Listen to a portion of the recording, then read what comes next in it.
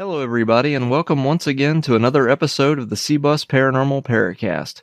I'm your host, Johnathon Robson, and today we're going to be getting a little weird as we discuss a few paranormal events that have occurred at Charles Mills Lake over the years.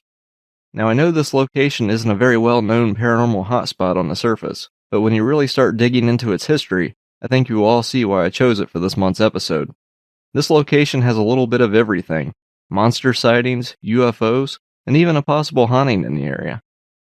Before we get into that, I do want to thank everybody that we spoke with at the recent West Virginia Penitentiary Paracon last month. It's been a fun year for conventions, and this one was no different. This was the first time I've actually stepped foot in the penitentiary in over 10 years. My co-author and fellow investigator Jeff Cole came up from Georgia, and we had the chance to catch up and sell some books together for the first time in a few years. It was great to see him as always, and we even had the chance to do a little bit of investigating afterwards. Normally, I'm not a fan of public ghost hunts for several reasons, but in this case, it was just fun to get back at it. I'm not going to get into too many details from the night yet, as the audio and video is still being reviewed.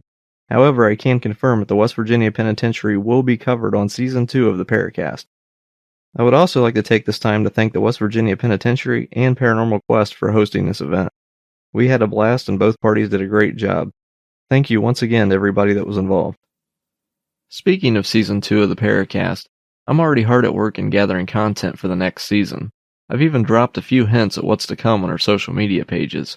I've been doing a lot of traveling as of late, and I hope that you guys are ready for next year's episodes. Our Season 1 finale will be next month, and it's going to drop on Halloween. Because of course, right? A lot's changed since the original vision of this show, and I think I've certainly become more comfortable at hosting it over the last few months. I know that people are listening, I'm having fun doing it, and I'm certainly looking forward to the future. Last month I also hinted that I will also be finding new ways to expand content for the show in the future, and I've decided that we'll start doing paranormal news breaks from time to time. If something big happens in the world of the paranormal, I think it's only fitting to cover it in our own weird way. Good, bad, indifferent, whatever the case, around the time it happens. I'm still determining how I want to do the format for these types of episodes and or videos, but I should be able to share some news on this in the coming weeks. Our Patreon page will also be getting a big overhaul going into the new year, and I also plan on reanimating the website in between the seasons. So stay tuned, this is only the beginning, and I've got a lot of work ahead of me. That being said, let's go ahead and roll our Patreon plug and take a deep dive into the many mysteries of Charles Mill Lake. For our new listeners, please remember to follow us on social media, visit cbusparanormal.com, and subscribe to the C-Bus Paranormal Paracast for the latest updates. We also have a Patreon page set up for additional content. We offer ad-free episodes, behind-the-scenes looks into our investigations, exclusive content, and we'll give shout-outs to new subscribers on future episodes of the Paracast. We're looking to expand the Patreon page as we go, and we're looking to make it even more interactive in the near future. A small monthly donation goes a long way in helping us provide new content for the show. For more information, visit patreon.com/cbusparanormal Paracast.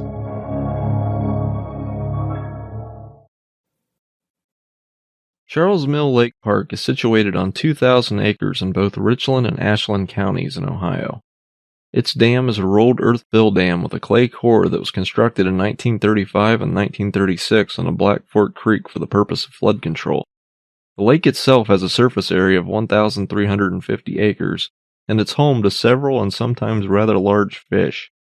The lake is a popular boating and fishing spot that receives thousands of visitors each year. The name of Charles Mill itself comes from the name of J. Charles, who once operated a sawmill in the area. Unfortunately, the area around the lake was also home to several incidents of violence between the settlers and Native Americans during the War of 1812. Unlike on our previous episode, Charles Mill Lake actually has documentation and monuments to back up the tragic events that occurred there. The local natives first attacked the home of Frederick Zimmer on September 10, 1812, killing Zimmer, his wife, his daughter, and their neighbor Martin Ruffner. And another incident would occur a few days later when James Copus and 3 militiamen were killed while defending the Copus home and family. Both of these events likely could have been avoided, but a misunderstanding caused the carnage that would ensue. The Indian settlement would consist of nearly 150 homes, wigwams, and a longhouse about 4 miles away at the village of Greentown. The War of 1812 would cause both sides to start feeling uncomfortable about their neighbors. As stories of Indian attacks began to spread, and tensions started to rise. The pioneers' militia captain asked the Indians to leave their settlement for the duration of the war, but the local tribe refused as they only wanted peace. The captain would then go to Reverend Copus, who was friends and neighbors with the natives, and talk them into leaving their settlement until things calmed down. Copus assured the Indians that the move would only be temporary, and that their settlement would be protected for the duration of the war. So in this agreement, the tribe decided to move to a camp 100 miles away, but they were shocked to learn that Greentown would go up in flames before they were even out of sight. The troops ransacked the village and also stole anything of value that they could. It's been stated that Copus was angry that he was used as a pawn in a scheme by the captain, and that the Indians were upset thinking that Copus had deceived them. It was about 2 weeks after the burning of Greentown when a neighbor encountered a small group of Indian warriors asking for directions to the Zimmers. News of the warriors spread to neighbor Martin Ruffner, who sent the Zimmer boy for help. By the time help arrived, it was after dark, and they waited at the blockhouse until dawn. When the rescue party finally arrived, it was much too late to save the family. The settlers would gather at the blockhouse to try to form some sort of defense. However, Reverend Copus was impatient, and he decided to leave after a few days. He would be accompanied by a few soldiers that would take him back to his home where they found the place untouched. The soldiers would stay at a nearby barn overnight for protection, and then they would decide that they would go to a nearby spring to freshen up during the morning. Apparently they were so confident in their safety that they left their guns at the house during this time. It wouldn't take long before they would be attacked by the warriors. This would occur on September 15, 1812. Reverend Copus would open the door to the house briefly to try to aid the scrambling soldiers, and he was struck by gunfire. The battle would rage on for hours, with both sides having casualties in the skirmish. After 5 hours, the warriors would run out of gunpowder and they abandoned their siege, killing the Copus' sheep on their exit. The army would arrive shortly after and discovered the carnage and the casualties. Copus and the 3 soldiers were buried near the cabin, and the warriors were never located by the army's search party. There is currently a historical marker in place near the dam, and another monument at the site of the Copus homestead that was dedicated in 1882, 70 years after the event.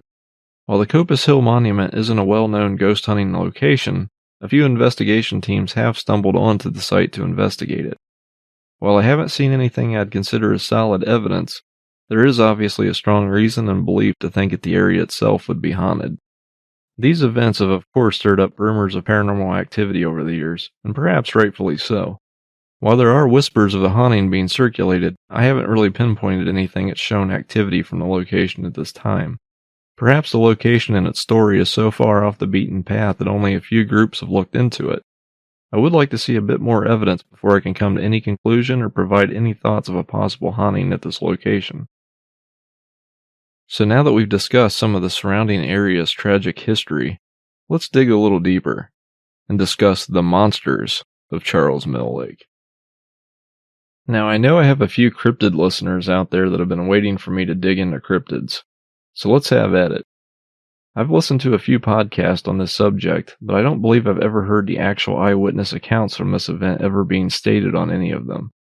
Usually the host will read their notes verbatim off of popular cryptid websites, and I doubt they pulled newspapers and reports from this event. I think the best way to start this off would be to read from the March 28, 1959 News Journal paper from Mansfield, Ohio. Boys report seeing green-eyed monster. Charles Mill Lake may have a counterpart of Scotland's famed Loch Ness Monster. The story of an all-black monster 6 to 7 feet tall with 2 green eyes and no arms has been investigated by both Richland and Ashland County Sheriff's deputies after 3 Mansfield youths said they saw it Thursday night on a lane which leads out to the peninsula and the lake from Old State Route 30. The boys, Michael Lane, 14, Wayne Armstrong, 16, and Denny Patterson, 16, were driving around in the Armstrong youth's car Thursday night. The heavy fog which covered the area gave them the idea of driving down the Charles Mill Lake to see how thick it was over the water, Lane said. They drove down a lane beside the boathouse and parked their car and were just sitting there watching the thick layers of mist rising from the lake, when one of the boys pointed to what they thought was a log laying beside the water. Suddenly the log was getting up from the ground. Our hair was standing on end, Lane said. The thing stood up and was about 7 feet tall, had no arms, and 2 green eyes. Then it started walking toward the car. We decided to get out of there fast, but we had trouble getting the car turned around, and when we finally did and looked back, it was only about 15 feet away. We hurried back to Mansfield and found a friend of ours, Dave Owens, and told him about it, but he didn't believe us, so we got back into the car and went back to the lake where we seen it. When we got there, it was gone, so we drove back to Mansfield and went to bed. Friday morning we were telling Wayne's father, Harold Armstrong, about it, and he just laughed. Then he said if we had really seen something, there should be some tracks to prove it. So he drove down there with us, and there were 2 big tracks just where we had seen it. Armstrong and the boys drove back to Mansfield and went to the sheriff's office. Deputy Thomas Moore accompanied the group back to the spot and inspected the footprints. Since the road is in Ashland County, Deputy Moore reported the incident to the sheriff's department there, and Deputy Charles Myers soon arrived on the scene. Deputy Myers reported that he thought the prints resembled those made by the footgear worn by skin divers, and labeled the whole thing a practical joke played on the boys. But the boys who saw the apparition aren't buying that theory. Michael Lane says he's heard reports that a big bear is roaming the area of the lake, and he thinks it could have been what they saw. There have been reports from the area of a bear being seen on several occasions. One report came from near Olivesburg, another from the Hanley Road area, and recently a group of bird watchers in the Charles Mill Lake area reported finding a sapling with its bark stripped, as if clawed by a bear. Holy cow, that's a lot to take in. So we went from documented pioneer and Indian clashes to a black, walking, armless, 7-foot-tall lake monster with glowing eyes. Now I know it's 1959 and 3 kids are the witnesses, but I doubt they just went down to the lake to watch the fog. Seems a little odd. Hell, I don't know. Maybe that's what kids did back in the day before video games. One thing I noticed from this eyewitness account is that they were parked near a boathouse, so I'm assuming that the area had quite a bit of traffic. I also find it odd that they thought the creature was a log at first before it stood up. What the hell did these kids see? They describe it as a 7-foot-tall monster with no arms and green glowing eyes that look like a log, and at the end of the article, one of the kids thought it might have been a bear. While I'm no expert, that seems to be a huge stretch from the original description. According to the story, the officers discovered a series of tracks that resembled the footgear worn by skin divers. This also makes me think that the sighting might have been a prank by a local diver that scared the living bejesus out of these kids. It would also account for the black skin described in the newspaper article. As far as the height and no arms, it's hard to tell how good of a look these kids actually got of the person or creature as they were driving away. Ironically, the lake does acknowledge their lake monster, and have made a few posts about it online. One of the locals commented and claimed that the monster was a family member who was a practical joker. I would think that the water would have been mighty cold at the end of March in Ohio. If so, that is some serious dedication. Apparently the monster was seen again in 1963. However, some cryptozoologists believe that the sighting was of another monster in the area. Once again, it was described as luminous and green-eyed. Is it possible that the same creature or prankster was active once again 4 years later? Or is it possible that the second sighting was actually misidentified and is getting lumped in with the first monster sighting? Honestly, it's hard to tell. The story itself seems very Creature from the Black Lagoonish. Ironically, the movie came out 5 years before this first sighting, and of course, the monster movies and sci-fi movies were all the rage back then. Is it possible that the kids were so terrified of whatever this was that they immediately went to thinking it was some kind of sci-fi monster? I'm honestly not certain, but apparently they were so scared that they got the police involved. So I don't necessarily believe that they seen a lake monster, but whatever this was, it certainly gave them a good scare. Since the original 2 sightings, the stories and the legend of the lake monster have been fairly quiet. However, the park does occasionally do lake monster kayak tours. One of these days I'm going to have to sign up for one of those. That sounds fun. The monster has also recently made an appearance in the recent MetaZoo Cryptid card game, oddly enough. So while it's not a very well-known sighting, it is certainly developing a growing following and catching on. Some locals claim to see these odd flipper footprints on the beach to this day, and I've actually found a photo from the original encounter. I'll post it on social media in a few days. To my knowledge, this photo hasn't circulated on the internet until now. It was pretty cool finding it during my research. So if the second sighting wasn't the Charles Mill Lake Monster in 1963 for the second sighting, what was it? Well, it's been stated that there is also a large, hairy, humanoid-type creature that also lurks around the area. To make matters even more confusing, it also apparently has glowing orange eyes. The first believed encounter with this creature was in 1963 when a plethora of witnesses claimed to see the creature. It was described as being 11 feet tall and weighing approximately 1,000 pounds. When I hear a description such as this, my mind immediately thinks of possible Bigfoot-like creatures that have been reported in the Mohican Forest area for years now. I mean, it would make sense. Charles Mill Lake is within the same area. I'm just confused about the 1963 sightings. Were both monsters running rampant at the same time, or were their stories unintentionally starting to weave together? While the origin of this supposed creature is shrouded in mystery, there are some who believe that Orange Eyes was once a reclusive creature that lived in a sewer tunnel in Cleveland's Riverside Cemetery.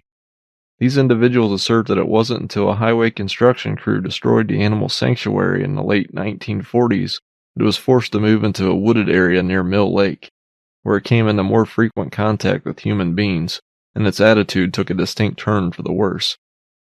To me, after hearing years of ghostly legends and several tales of nonsense, it sounds like the Cleveland Cemetery origin story is pretty far-fetched. I'm assuming the highway construction was a hot-button topic at the time, and somebody decided to attach it to their scary stories and mythology of the beast. But for the sake of moving our story along, I'll stop nitpicking it for now. The next recorded encounter with Old Orange Eyes occurred a year later on April 22, 1968. It was said that a group of children spotted the beast near Mill Lake after dark and took armed chase of it with flashlights, baseball bats, and rope. What in the world were these kids thinking? And where the hell are the parents? There's supposedly an 11-foot tall, 1,000-pound monster on the loose, and these kids thought they were going to take it out with baseball bats and rope? Go get 'em, little Billy. If this thing did exist, they were lucky they weren't mauled to death and scattered all over the lake park. I would have loved to have found some newspaper articles referencing this encounter. However, I haven't been so lucky finding information for this encounter at this time. The final recorded encounter with this creature, for now, was said to have taken place in June of 1991, when this creature presented itself to a pair of fishers who were fishing near Willis Creek. These horrified and apparently anonymous eyewitnesses had the good sense to allow the beast to disappear without pursuit. Although most witnesses agree that Orange Eyes is an ape-like creature, there are some skeptics who make the dubious claim that this beast is nothing more than a fanatical hermit who has for the last 50-plus years, apparently, fooled locals into believing in this creature by nailing 2 orange bike reflectors to a stick and waving it around in the woods. So the local skeptics think it's just a hermit in the woods that waves around bike reflectors at night. I'm not so certain about that, but it is a hilarious visual to think about. So how did the skeptics come to this conclusion? Well, a few of them likely heard about a fairly hard-to-find newspaper article that emerged on November 19th, 1968 from the Norwalk Reflector. The headline pretty much says it all. Orange Eyes Mystery Solved. And it states, it was a breezy, moonlit night. The youth had taken his girlfriend to Ruggles Bridge on Ruggles Road north of Norwalk. It's a spot young lovers often frequent. In the woods off the bridge they saw a pair of orange eyes staring at them. The romantic mood turned to fear. The young couple may have been the first to see orange eyes, a mystery that's haunted young lovers all summer long. In an abandoned house near the bridge, a note was found on a small stand. On it, a message was scrawled, "We were here, Orange Eyes, and we will return tonight." Many reported seeing the strange pair of eyes in the woods about 20 feet from the bridge. A brave young man would take his best girl there so that Orange Eyes might entice her to snuggle. Orange Eyes would usually come out around 11:30 p.m. Sometimes the eyes seemed to grow and shrink, they said. The Huron County Sheriff's Department solved the mystery of Orange Eyes on November 10th while investigating vandalism of the abandoned house, said Deputy John Warner. The story wasn't made public until Monday. A pair of orange reflectors were hung from two small trees near the bridge. On moonlit nights, the light would shine on them, and the reflection made it appear that two eyes were staring out of the woods. Breezes would blow the reflector, making them appear to shrink and grow. Apparently, someone would come back and take the reflectors down, and then put them back to scare another victim. The Sheriff's Department thinks there's some connection between the vandalism and Orange Eyes. It believes several persons are involved. Sheriff John Borgia said that the whole idea may have started as a prank, but when the vandalism started, he felt the whole idea was no longer a prank. What furniture was left in the house was defaced, and someone had written on the walls. The creator of Orange Eyes is still unknown. Alright, so the plot thickens. I've heard of Ruggles Road being used as source material for the sightings of both monsters. However, if you look up the road in Google Maps, you will see that there are only 3 Ruggles Roads in the entire state. The one in question from this newspaper article takes place nearly an hour away from Charles Mill Lake, and this noted event takes place a few years after the original sightings. So similar to ghost legends, people have been spreading multiple versions of the story and mixing up the facts from fiction, and in this case, even the locations. While the Orange Eyes sightings originated in Charles Mill Lake, the origin of Ruggles Road itself seems to have come from this newspaper article, and it was based off events that actually occurred in Norwalk, Ohio, unrelated to the Charles Mill Lake and its infamous lake monster. Despite some cryptozoologists, researchers, and podcasters trying to lump the two events together, these events actually happened in 2 different areas. The Charles Mill and Ruggles Road incidents were completely separate from one another. And while I would like to believe this is an open and shut case like the officer says, some things still don't add up. Obviously he thinks that some kids were behind the pranks and the vandalism of the house on Ruggles Road. Were these same kids behind the original Orange Eye sightings? Or was the Norwalk incident merely a copycat or a prank that spawned from the original sightings and stories? It also doesn't explain what the fishermen reported seeing years later in 1991. So while they might have solved the Ruggles Road Orange Eyes mystery, I don't think they solved the mystery of the original source material. I actually drove out the Ruggles Road, and I must admit, it's kinda creepy. It's truly a perfect spot to scare unsuspecting individuals. The road itself has little to no traffic during the day, and for the most part it's a pretty empty road. I'm sure it was even quieter 50 to 60 years ago. So it certainly would have been a great spot a guy could take their girl out for date night, with a possible sci-fi flair. Poor Orange Eye seems to play second fiddle to the unnamed lake monster, and honestly I can see why. There just isn't enough information out there about it. I think if somehow this creature does or did exist, it's likely what most people refer to as Bigfoot. The size and the profile seems to match the typical description, and let's be honest, the area has had several of these type of sightings over the years. I treat Bigfoot as I do Ghost. Until I see it or I can prove it exists, I'm highly skeptical. But I do think that these witnesses are seeing something out there. What that is still highly debatable, however. So now that we've covered the possible haunting and monsters surrounding the lake, let's take a look at their experiences with UFOs. as if ghost stories and tales of monsters weren't enough. On October 18, 1973 at around 11 p.m., a UFO was spotted near and over Charles Mill Lake. On this night, a United States Army helicopter piloted by Lieutenant Colonel Larry Coyne and his crew were flying in the area, when one of the men reported seeing a red light in the distance. The helicopter's crew noticed the bright red light in the sky as it paralleled their craft and then rapidly moved toward them on a collision course. Coyne stated that the craft appeared to be moving at an excess of over 600 knots, and it looked like what he would describe as a locked-on missile approaching their helicopter. Nearby, a family of 5 in their car witnessed the event from below as the red light approached the helicopter at great speeds. They pulled off the road to watch what was transpiring. Coyne stated that the crew didn't realize that the object was a possible UFO until it was on top of the helicopter. Coyne quickly performed a nosedive of the helicopter in an attempt to avoid the impact. When the crew looked up, they noticed the object was keeping pace with them. As they were observing the object, and obviously panicking, they stated a green light emerged from the UFO undercarriage. Coyne would then turn off the controls and set the helicopter for a steep dive to try to get away from the object. Despite this, the helicopter was seemingly being drawn upward toward the UFO from 1,700 feet to an altitude reported of 3,700 feet. During the time, the crew would observe the UFO in amazement and would later describe what they considered to be a highly advanced craft. Plexiglass windows in the helicopter's roof allowed the flight crew to view the UFO as a green pyramid-shaped beam similar to a spotlight appeared. It first passed over the helicopter's nose and then up through the windshield panels, enveloping the cockpit in a green light. At the same time, the helicopter was being pulled up by the object for about 10 seconds.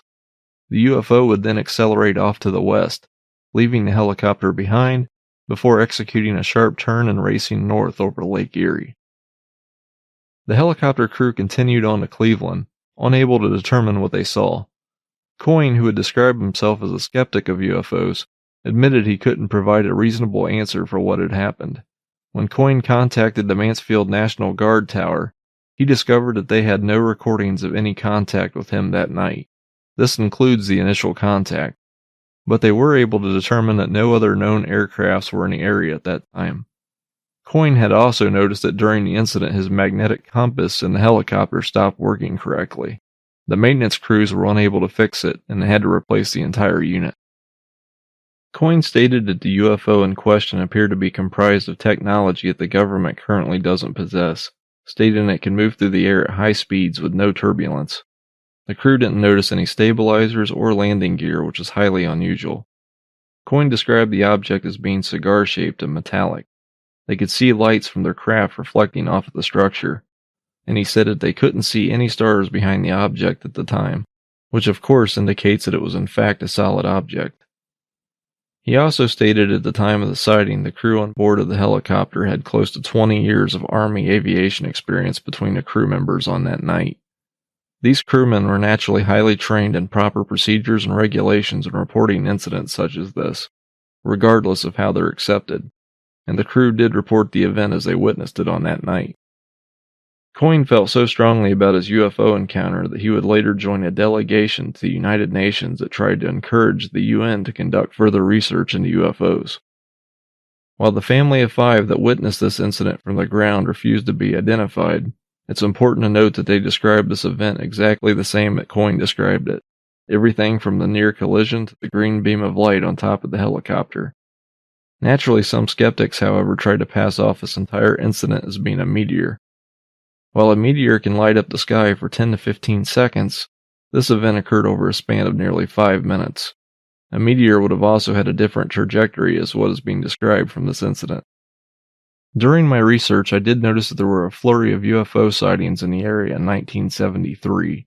The Mansfield News Journal described several reports of UFOs in the Galion and Mansfield area around the time of the Coyne incident.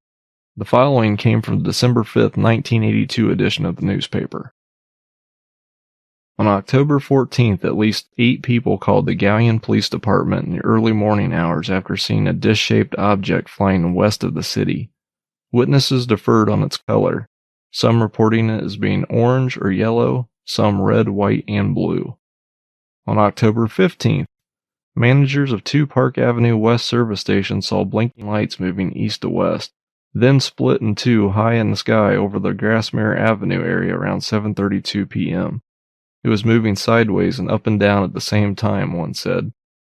About a dozen persons confirmed the station manager's story. About 5 minutes before, 3 people had reported seeing a bright light blinking on and off just south of the intersection of US 42 and Ohio 603. That sighting was reported to the Ashland County Sheriff's Department. There were sightings of unidentified flying objects all over Ohio on October 18th. In Ashland County, 2 sheriff's deputies chased one with red and blue lights for a distance around the county, first catching sight of the object hovering 300 to 500 feet above the ground near the intersection of Sullivan Township Roads 462 and 391. They reported shining a spotlight at the object, which flew towards the cruiser and then took off to the southwest. They chased it by car, then lost it towards Nankin.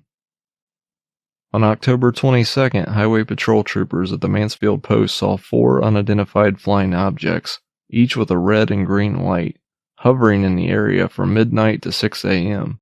The post received several calls about the objects. On the following day, the police received calls from at least 8 persons, including a police department clerk typist who spotted a flashing red and green light in the sky between 7:30 p.m. and 8:30 p.m. Its shape couldn't be determined even with the telescope. There were other reports on October 23rd of motionless red, white, and green lights along a white glowing blimp which hovered north of Clear Fork High School for 15 minutes, and a small blimp-shaped object which changed colors in the expressway and Lava Road area. And, well, you get the point. Good Lord, what a time to be alive. For those of you that know me personally, I've lived north of Columbus, Ohio most of my life. I'm very familiar with a lot of these locations being described. I would have loved to have tried to experience or document something like this at the time. It sounds like northern Ohio was experiencing somewhat of a mini-invasion for quite a while. I can only imagine what the chatter was like with the locals back then. I'm sure they were terrified and also excited at the same time. Overall, I found the experiences of Coyne and his crewmen to be fascinating, and it's clear to see why this event is still regarded as being one of the most credible UFO encounters in United States history. You had credible witnesses that described the event to a T, as well as witnesses on the ground that described the event exactly as the crewmen had reported it. To top it off, there were also several reports of UFO sightings near the same time and area of this incident that were also reported by law enforcement. I mean, how much evidence does a person really need at this point? I'm a skeptic on a lot of things, but at the same time I find this report to be credible myself. There's just way too many coincidences. While some people think the government knows a lot more about UFOs than what they're letting on, I think it's the opposite, and that's also why they've remained silent over the years. I don't believe they know what's happening or occurring during these events, and to openly speculate about it in public would only bring further hysteria to the masses. But that's just my opinion. The entire UFO phenomenon in general fascinates me. I just wish these events were more predictable and easier to investigate for an investigator such as myself. So what do you think, folks? Did I choose a good topic for today's episode or what? Yeah, Charles Mill Lake. What in the world, or out of this world, is going on over there? Hey, you. Have you ever thought about starting your own podcast? I can tell you firsthand that starting a podcast has been a fun and rewarding experience. However, the process can feel overwhelming if you don't know how to get started. That is where Buzzsprout comes in. In fact, it's so good that they've already helped over 100,000 people start their own podcast. Buzzsprout will help you get your podcast onto every major podcasting platform, including Apple iTunes, Spotify, Google Podcasts, and more.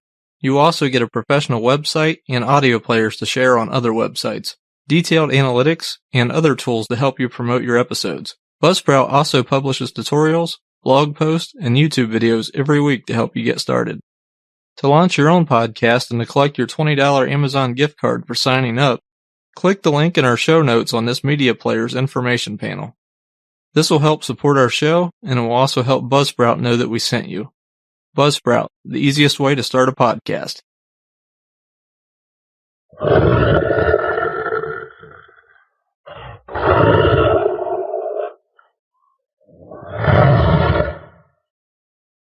This episode was also brought to you by our good friend Spencer Shepard at B&B Concrete in Shelby, Ohio. He has some amazing stone pieces for your lawn and garden, such as Sasquatches, gargoyles, bird bass, and even dragons.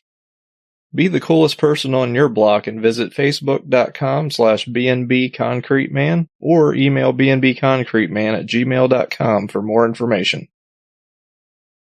Do you like hot sauce? Perhaps it's time to dance with the Reaper. Visit our friends at Spice for Lives Foods on Facebook today. They've recently launched their first hot sauce line called Dance with the Reaper, and they will be debuting their signature taco sauce and Caribbean Rio habanero sauce in the near future. I also hear they're in the process of working on something rather ghostly. Once again, that is Spice for Lives Foods on Facebook. Stop in and visit them today. So, as far as an investigation goes for this case, I was able to run a little bit of audio at the Copus Massacre site, but unfortunately it wasn't for as long as I would have liked to. I didn't get any responses for the amount of time that I was there, but I would be open to going back to the location in the future. For now, I'm going to consider this site still pending further investigation. I think due to its history and the local legends, it could be a promising site in a search for paranormal activity. I would just like to spend more time there to be able to determine for myself if I feel if it's active or not. While the location is a bit secluded, it also sits on a very narrow road, and it has a few neighbors nearby. Please be respectful of the living and the dead should you choose to visit or investigate the site. As far as monsters of the lake, I did spend a considerable amount of time at the park and the area surrounding it. I wasn't able to find any strange tracks or anything that I feel would validate either monster. While both the Charles Mills Lake Monster and Orange Eyes have developed a reputation over the years, I find it doubtful that the lake monster would only make itself visible 2 times since the 1950s. As we read in the newspaper eyewitness reports, these kids were scared and confused. I think they've certainly seen something. However, I don't think a walking, armless 7-foot monster with glowing eyes could go this long without being seen again.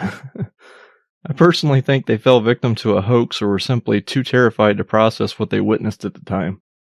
I do like the story of the Charles Mill Lake Monster, and that is why I was compelled to discuss it today. I think it would be wise of the park to do something more with the story. Its story is certainly unique and interesting enough to keep it alive through various campfire tales for generations to come. Real or not, it's fascinating and marketable. Orange Eyes will always play second fiddle to me in this monster bash, but the likelihood of a Bigfoot-type creature in the area seems like a possibility. The entire Mohican Forest area has had various Bigfoot sightings over the years, and it makes even the most cynical investigators such as myself truly wonder what these people are seeing. While tracks are sometimes seen or located that seem Bigfoot-like, there's been very little evidence to support that they actually exist otherwise. I can't get the visual of the teenagers trying to track this thing down out of my mind. I think if a creature such as Bigfoot exists, it would have likely been confirmed by now. To date, there have been no bodies, nothing hit by a car, etc., and the only photos that circulate seem like they were taken with a potato. So in short, I'm obviously skeptical, but my journey has just started on the hunt for cryptids. Perhaps I'll reevaluate my opinion with time. For now, I'll consider Orange Eyes as a campfire tale, where some have speculated, a hermit waving his bicycle reflectors in the darkness. Unfortunately, with UFO sightings, especially from nearly 50 years ago, there isn't much room for investigation into the matter currently at the locations. The coin incident is believed to be one of the most credible UFO sightings in United States history. I must say, it's certainly intriguing. Unlike some paranormal claims of spooks and monsters, I do think there's a real possibility that alien life exists out there, somewhere. While the government seems to be making some of the previously silenced information available to the public these days, the coin incident is just a friendly reminder that we might not be as alone in the universe as we sometimes think we are.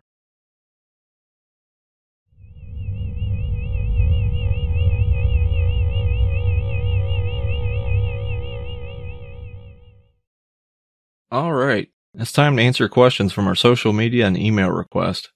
Ironically, we only had one question come in for this episode. I think that likely had to do with the location being covered, as most people aren't familiar with the paranormal happenings and legends of the park.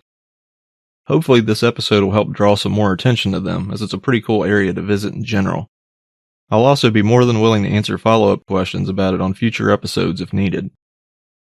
This message came from the cbusparanormal.com contact form from West Virginia Bigfoot. I'm assuming they wanted to stay anonymous. That's perfectly fine. It states, "Hello from West Virginia. It's not very often that I see ghost hunting groups investigating cryptids.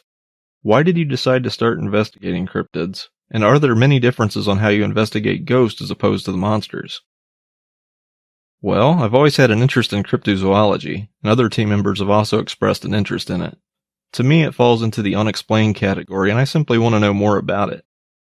There are obviously a lot of passionate individuals and researchers out there that have put a lot of their own time into their research, and I applaud them for that. I'm open to new experiences, and quite frankly, I'm curious about what some of the eyewitnesses over the years are actually seeing. As far as the differences in the way I investigate cryptids and ghosts, honestly, it's about the same. The only difference is that there's less audio to review with cryptids. I can pull camcorder audio if I hear anything that I want to pull, or if something strange happens. It's the same concept overall, but it just makes for a quicker review session. Audio and video are still my main go-tos on both, but at the same time I tend to use the thermal a bit more on the cryptid side of things, especially if I'm investigating a location at night. I still do the same type of research, pulling claims, newspaper articles, and the like, and honestly, there are a lot of similarities. If anything, I think we can adapt what we've learned from ghost hunting over the years and use it in the cryptid field, and perhaps we can even put our own spin on it in time. Good question. Thank you for writing in. By the way, you folks have some odd things going on down there. Best of luck in your own pursuit of the unknown. I try to be fairly active on social media these days, but there are times that even I can't get to or see every question or comment. So I apologize, but I do make the effort to try to get to as much as I can. While we don't necessarily have a large Twitter following, it was pretty cool to see one of our followers, Proof NV from Nevada, sharing a cool cryptid tribute ice cream that's floating around the Ohio area. I was able to finally find it, and I had to share it online. Toff's Lake Erie Cookie Island Monster Ice Cream. Good lord, it's phenomenal. Blue cake batter ice cream blended with cookie dough chunks, chocolate chips, and chocolate cookies and cream. If you're in the Ohio area like we are, look for the Lake Monster packaging in your local stores. I had no idea this product existed until now, and I'm honestly ashamed I didn't know about it sooner. Snag it while you can, you won't regret it. Hell, I didn't even get paid to plug that. It was honestly that good. If you have something you'd like to share with us on social media, drop us a line. I love stuff such as this, and I'll get back to you as soon as I possibly can.